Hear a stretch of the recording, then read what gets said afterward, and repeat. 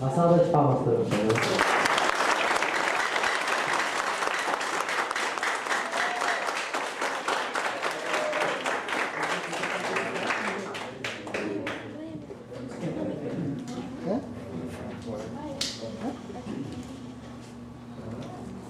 Então, acabou de... Eu não vou me sentar, eu sou pequenininho, aí é que vocês não vão me ver, isso também me permita fazer a palestra em pé. Está dito aqui o termo palestra, mas eu particularmente gostaria mais de uma troca de conversa do que palestra. O sistema nosso budista é totalmente japonês, inclusive as tradições são muito complicadas, muito difíceis, está sob a coordenação do Mário Sensei, e infelizmente tudo é uma cópia japonesa, então fica muito difícil. Eu fui convidado pelo Mário Sensei para fazer essa palestra, mas eu não tinha ideia de como deveria fazer essa palestra. Até comentei com o Mário Sensei. A nossa religião, infelizmente, ela é japonesa e não é brasileira. Recentemente esteve aqui o gerente, o diretor da área internacional, e dentro do que ele falou, eu gostei muito de um assunto dos Estados Unidos. Ele nos disse, nos 60 anos da nosso encontro em São Paulo, de que nos Estados Unidos estão querendo fazer, ou estão fazendo nascer o budismo americano. Eu, enquanto estive no Japão, já dizia isso: precisamos fazer nascer o verdadeiro budismo brasileiro. Nada contra os japoneses, mas no budismo se diz que ela não é fixa a país nenhum, a cultura nenhuma. Ela deve necessariamente mudar conforme o seu próprio país, conforme a sua própria cultura. Ela veio da Índia, foi para a China, o Japão, e hoje nós estamos com uma cópia total, íntegra, do budismo japonês. Ou seja, precisamos encontrar o nosso budismo brasileiro. Eu estive um ano tomando conta da parte de português da sede de São Paulo. Um dia, uma senhora que vinha lá, já fazia uns 6 meses que eu estava fazendo palestra em português, e ela veio conversar comigo. Eu aproveitei e perguntei para ela por que ela estava vindo aos domingos assistir o ofício de domingo em português. E ela me disse uma coisa que me fez pensar muito. Ela tem uma filha, se eu não me engano, de uns 14 anos, e esta filha é budista. Ela, quando nasceu, ela levou-a ao templo e ela fez budista. Mas ela mesma, a própria criança muito menos, não sabe o que é ser budista.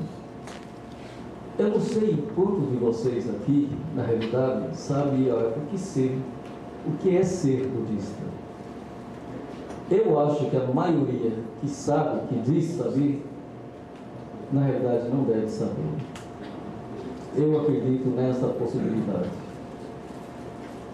Talvez se a gente fizesse uma enquete aqui, muitos diriam uma série de coisas, mas a maioria é pela ascendência japonesa e não pela religião.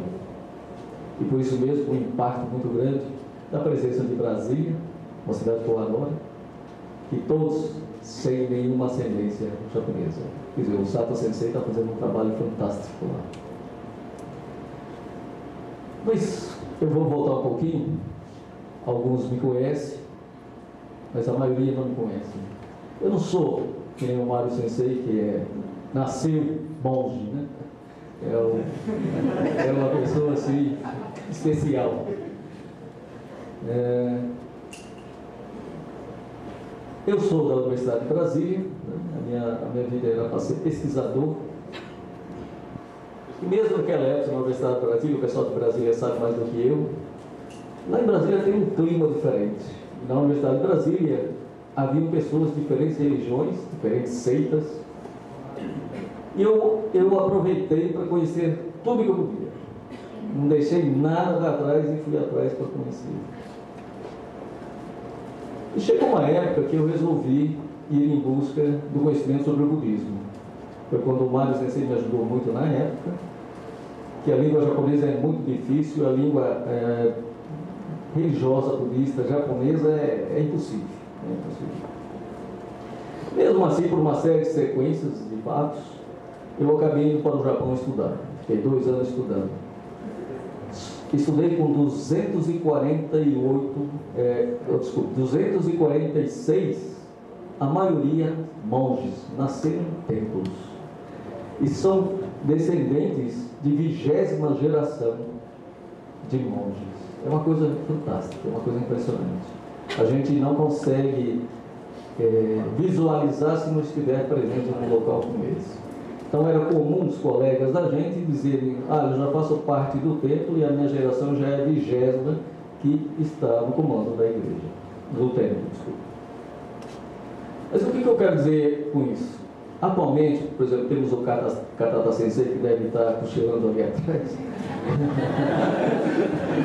E ele tem uma banda, ele adora uma banda, é uma pessoa fantástica. E lá no Japão é assim. Os monges, atualmente, os jovens monges, eles têm atividades diversas. Eles não são apenas monges. E isso me agrada bastante porque permite o diálogo mais aberto. Por que eu estou dizendo isso? É porque eu quero questioná-los por que são budistas. Por que devemos continuar budistas e como fazer crescer o budismo no Brasil? Ou seja, como fazer nascer o budismo no Brasil.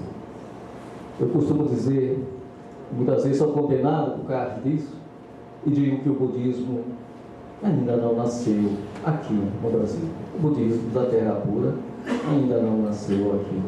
Eu estive recentemente em Recife, encontrei os monges tibetanos e eles estão fazendo um trabalho muito bonito lá, realmente muito bonito.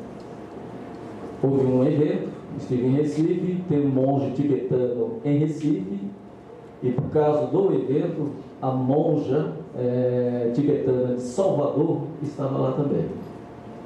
Mas eu fico assim questionando esse procedimento também, que eles cantam, oram em língua Pali, né? Naquela época ainda indiana, eu não sei o que as pessoas entendem, né? Eu acho muito difícil entender. Eu já questionei o Mário Sensei de que a nossa congregação só vai mudar quando nós conseguimos formar monges brasileiros. Não é nós indo lá para o Japão para sermos ordenados. Para ser ordenado hoje você tem que ir para o Japão. Eu sei que a maioria aqui não tem a pretensão de ser monges nem monjas, mas eu gostaria que surgissem pessoas que se interessassem. Atualmente lá na sede de São Paulo, os ofícios, a maioria dos ofícios hoje, as pessoas vêm e nos pedem em português. Ou seja, eu acho que qualquer movimento, qualquer mudança que possa haver na nossa congregação, não somos nós os monges que vamos conseguir. São vocês que irão conseguir fazer as mudanças. Estava conversando com 2 jovens agora há pouco, antes de manhã aqui, e diziam eles: esse ano são menos pessoas participando, são menos jovens participando de determinadas cidades. Evidentemente, para que vir participar aqui, não? Se nós nem sabemos o que é ser budista? É isso que nós precisamos aprender a questionar. O que é ser budista? Para que ser budista? Numa época em que a religião ela está em decadência total, por que ir em busca da religião? Será que a religião é tão importante assim? Por que tantos jovens se drogam tanto se os problemas internos não se resolvem drogando, o que falta à nossa congregação? Valorizar ainda mais os 84 mil ensinamentos de Siddhartha, porque os ensinamentos de Siddhartha são mais atuais do que talvez naquela época. Einstein, que é um judeu, cientista judeu, que todo mundo já ouviu falar, ou pelo menos viu a fotografia dele, ele já dizia que o budismo é a futura religião no Ocidente. E eu acredito muito nisso. Eu, como já disse para vocês, ainda hoje, eu costumo ir em seitas, em religiões outras, para poder entender o que está acontecendo nesse mundo todo. Eu acredito que um dia as pessoas vão deixar de acreditar que um ser humano igual a nós possa curar o outro, possa salvar o outro, possa resolver doenças de outros. Eu realmente sou uma pessoa incrédula ao ponto de questionar essas pessoas que são capazes de enganar as outras pessoas usando a Bíblia. Então eu os pergunto, por que o budismo? E o budismo nos ensina o seguinte: o budismo é contra a sua capacidade ou incapacidade de continuar sendo aquilo que os seus pais te ofereceram. O budismo diz: eu não pedi para nascer, ganhei esta vida. Já foi dito hoje aqui sobre nós temos ganho esta vida. Mas eu quero dizer para vocês o seguinte: no budismo a gente diz que a gente não pede para nascer, a gente ganha esta vida. E é por isso que nós, budistas, principalmente da Escola da Terra Pura, usamos o Nembutsu, que é Namandaras, que é a palavra da salvação espiritual e também de gratidão. E é por isso que é importante o budismo. O budismo, se você pede, ele não vai te atender. E não há pecado no budismo. Tudo que acontece na tua vida é o karma, é a somatória do que você fez de bom e de ruim, e mesmo o que você fez de bom, depende da qualidade do que você fez. Porque no budismo a gente diz, basta pensar que já é um karma, ou positivo ou não. Então no budismo é importante que vocês entendam o que é o budismo, para que possam dizer aos outros o que é ser budista. No budismo a gente diz, já que eu não pedi para nascer e ganhei esta vida, é importante que eu aprenda a agradecer. E no budismo a gente diz também, quando a gente nasce, a alegria de nascer e a tristeza de que quem nasce um dia vai morrer, e o prazo de validade não está escrito. E atualmente no Japão, sobretudo no Japão, os jovens estão morrendo cada vez mais cedo, por uma série de fatores. Quando eu falo no Japão, costumo dizer que no Japão nós temos hoje 100 suicídios diários e 300 pessoas depressivas diariamente. E lá no Japão, estive num debate entre os monges, em que eles diziam, monges de várias escolas, eles diziam que a próxima doença que deve abalar a humanidade é a depressão. É porque hoje nós não estamos mais em busca do autoconhecimento. O budismo é isso. O budismo é a busca do autoconhecimento. É você se conhecer. Independente de qualquer coisa, é você se conhecer. Por que nós não temos mais essa oportunidade de nos autoconhecermos? É porque a ciência evoluiu de tal maneira que somos incapazes de nossa busca. É tanta coisa hoje em dia que você está tão fora de você que as doenças lá dentro estão cada vez mais fortes surgindo no mundo da gente. Então, a depressão é isso. A gente não se conhece mais, a gente não se aceita mais, a gente não sabe quem somos. Evidentemente, quando você começa a questionar isso, é o próprio budismo. Não precisa nem ler os livros, que no budismo é isso, é o autoconhecimento. No momento que você vai em busca do seu conhecimento, você não bota a culpa em ninguém. é o seu próprio karma. Seus pais não têm culpa de nada. Tá? Muitas vezes a gente bota a culpa nos pais. É muito comum a gente ver nos filmes e nas reportagens em que os filhos dizem: por que eu nasci? Por que eu... Não, uma série de revoltas. E a ciência tem nos levado à busca do imediatismo. Queremos tudo para ontem, não queremos para hoje. E os pais também, com essas dificuldades todas que eles passaram, eles não souberam transmitir a importância da vida na realidade. Nós não temos tempo para ir nos conhecer. Nós apenas estamos vivendo, mas sem saber o porquê. Para quê? Isso é o budismo. O budismo explica tudo, ele dá a resposta para tudo. São 84 mil ensinamentos de Siddhartha. É impressionante, são 84 mil ensinamentos. E segundo Siddhartha, tem resposta para tudo. Evidentemente, quando Siddhartha veio ao mundo, não havia escrita. Tudo era só em conversa. Nada era escrito. Foi escrito posteriormente. E por isso mesmo, quando surgiu a escrita e surgiu um congresso para se lembrar e deixar na memória das pessoas o que Siddhartha havia deixado dito, passou a se escrever. Aí quando se dividiu em dois grupos, que popularmente aqui no Brasil as pessoas dizem, eu já ouvi várias vezes, a escola do Dalai Lama e as outras. Mas por que é importante o budismo? O budismo diz: no momento que você vai em busca do seu autoconhecimento, você começa a entender o porquê que você veio a este mundo. Quando você vai em busca do autoconhecimento, no budismo a gente diz que a gente vai em busca do eu. E você vai sempre encontrar nas leituras do budismo do ser e do não ser. Evidentemente, isso tudo é muito filosófico, mas necessário. Que no budismo a gente diz que no momento que você vai em busca do eu, e quando você acha que você encontrou o eu, na realidade você encontrou o vazio. E esse vazio que é a verdadeira fé. No momento que você vai em busca desse vazio e encontra o eu, encontra a fé. Ou seja, hoje em dia nós não temos mais fé, não acreditamos em mais nada. Temos só tempo para viver e mais nada.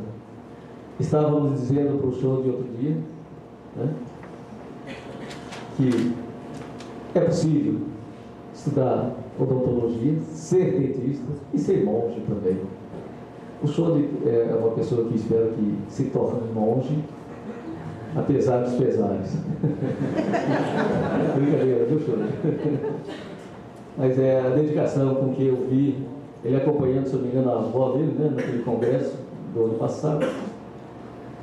E no budismo a gente diz que a maior felicidade não é a felicidade nossa. Se a nossa felicidade fosse a maior felicidade, seria o ego. E como no budismo não existe o ego, a gente diz que a felicidade é quando você convive com a sangha e a sangha é feliz. Esse é o verdadeiro significado de felicidade. Como foi dito aqui sobre a gincana, eu fiz algumas perguntas e eu preciso retornar. Mas é assim, o budismo surgiu na Índia, foi na própria Índia interpretado por alguns monges filósofos, e esses monges filósofos transmitiram essas interpretações de como Siddhartha, o que Siddhartha queria dizer nos ensinamentos dele. É isso que é importante. O que Siddhartha disse, o que Siddhartha fez. Por exemplo, Siddhartha abandonou a família, abandonou o filho. Não? Tanto é verdade que no budismo se diz que a gente não deve ter tanto apego à família também. O importante é o autoconhecimento, a autobusca. E esses monges indianos, filósofos, estudaram. Esses estudos foram transmitidos para a China. Esses mesmos ensinamentos indianos foram reestudados pelos monges chineses. E depois chegou ao Japão, e o nosso fundador, estudando os ensinamentos, a interpretação dos ensinamentos, é que fez surgir a Escola da Terra Pura. Ou seja, de 84 mil ensinamentos, ele escolheu 7 monges que interpretaram os ensinamentos de Siddhartha. Que evidentemente, nós, por exemplo, hoje, espero que eu tive a oportunidade de encontrar alguns monges, alguns filósofos lá em Brasília, que estão estudando filosofia e que estão querendo estudar sobre a religião budista.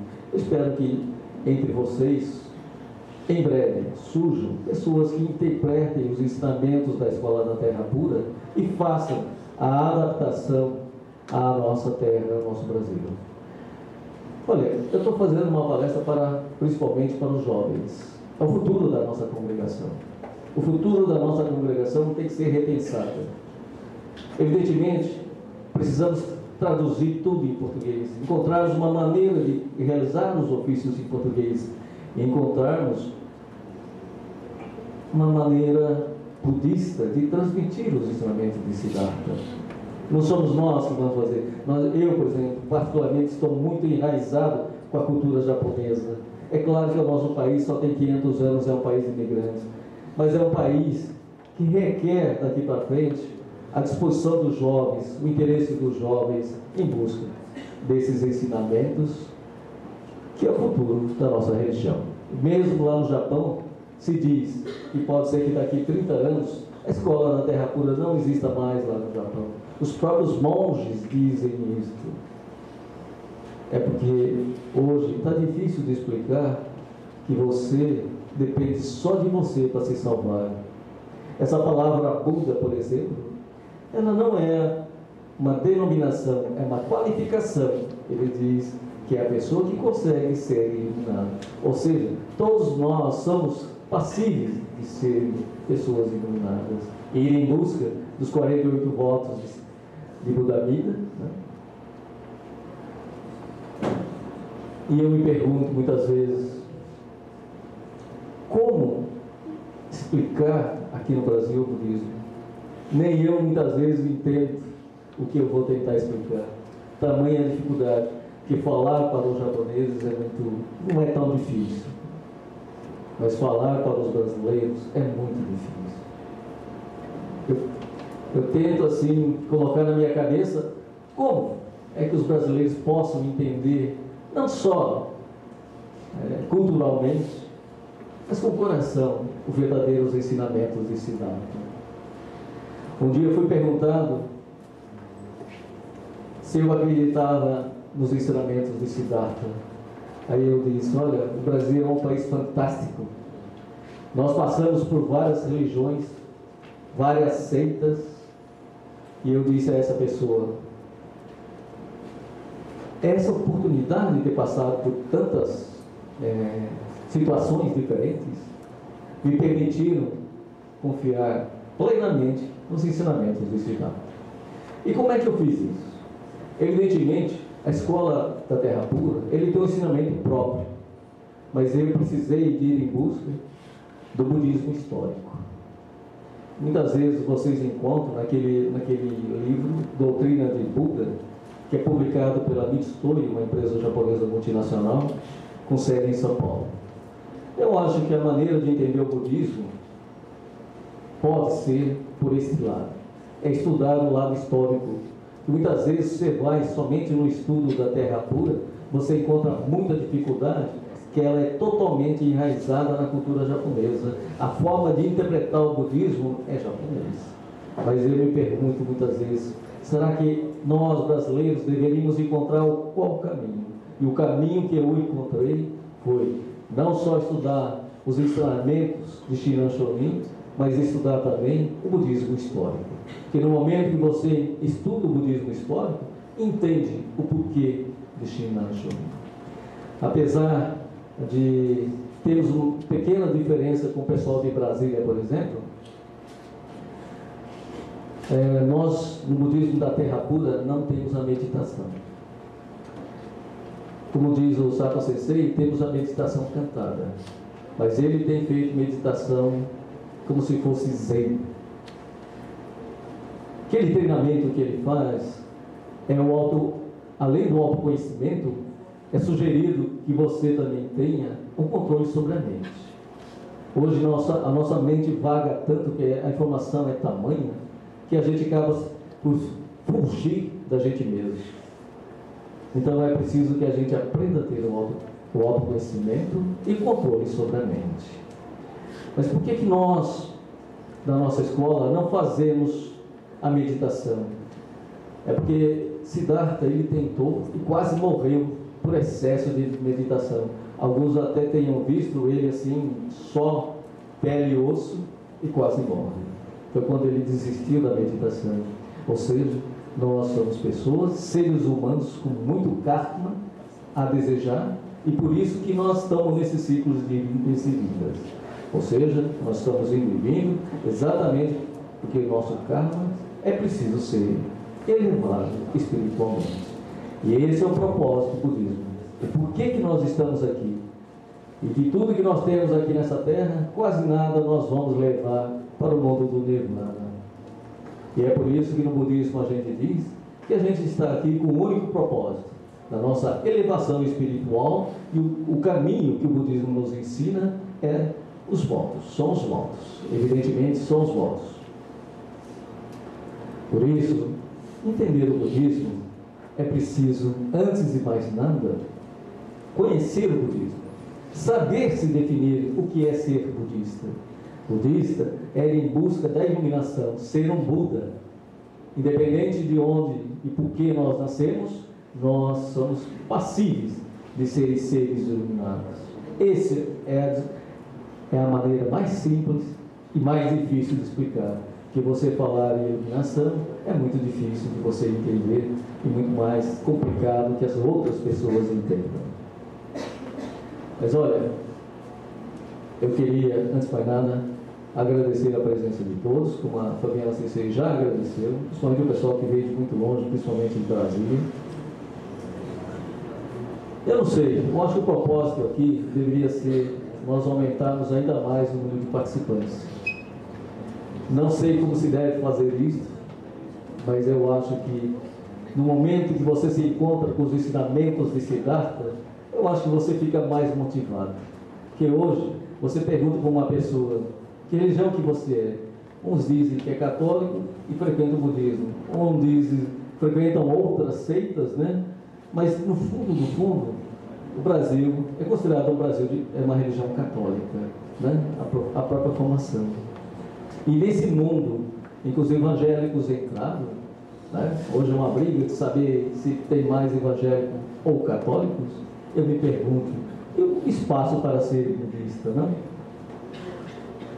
Eu acho quase impossível ser budista nesse país. Eu acho muito difícil. Eu, como monge, atualmente estou em Campinas, mas a minha pretensão era trabalhar na região de Cuiabá, Goiânia, Cuiabá, Belém e Tomiaçu, e Recife agora. É um lugar onde não existe essa tradição japonesa, onde você provavelmente possa falar sobre o budismo de uma forma bem brasileira. A tradição japonesa, na realidade, nos dificulta um pouco. É fácil entender os ensinamentos da terra pura, que basta ter fé, juntar as palmas das mãos e agradecer. Não precisa mais nada do que isso no budismo. Por que é assim? Porque na época, no Japão, evidentemente não havia estudos, e só os aristocratas poderiam ter religião, que é o shintoísmo. E quando o Shinan Shonin, que na realidade ele não tinha pretensão de fundar essa escola, por uma série de fatores e por ser um grande estudioso, ele acabou sendo o fundador da nossa escola. Mas naquela época ele já transmitia: para a sua salvação basta ter fé, juntar as palmas das mãos e agradecer, repetindo a palavra de Tathagata Buda. É isso. É muito simples o budismo. Mas nós, os monges, né? Lá no Japão, então, é impressionante. Eles dificultam tudo. Que a escrita japonesa, a escrita chinesa é difícil. Então lá é preciso estudar cada palavra.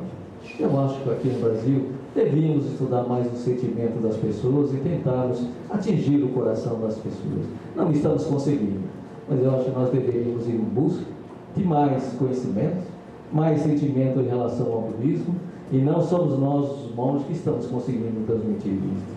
Mas eu gostaria muito que vocês se interessassem um pouco mais sobre o budismo e tivessem a oportunidade de transmitir os ensinamentos para as outras pessoas.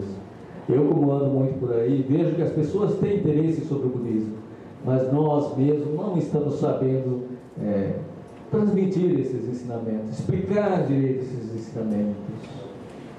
Por isso eu acho importante que nós, além de participarmos desse congresso, possamos estudar um pouco mais.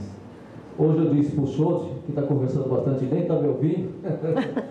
Schode, eu disse que eu ia fazer uma reflexão sobre... Eu poderia muito bem transmitir os ensinamentos, mas eu achei por bem, disse até para o Schode, que eu ia fazer uma reflexão sobre a nossa congregação. Ela está muito defasada no tempo, temos dificuldades internas muito grandes, mas para mim o mais importante era formarmos mais jovens monges daqui da nossa terra.